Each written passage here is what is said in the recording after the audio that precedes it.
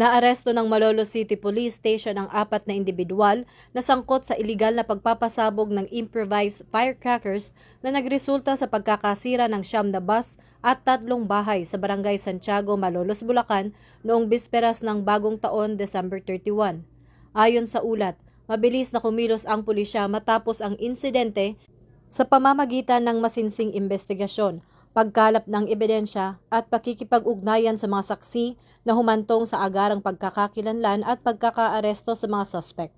Binigyang diin ng Philippine National Police na ang tagumpay ng operasyon ay bunga ng pinaigting na kampanya sa ilalim ng Enhanced Managing Police Operations na layong palakasin ang police visibility, intelligence-driven operations at mabilis na pagtugon sa mga banta ng kaligtasan ng publiko.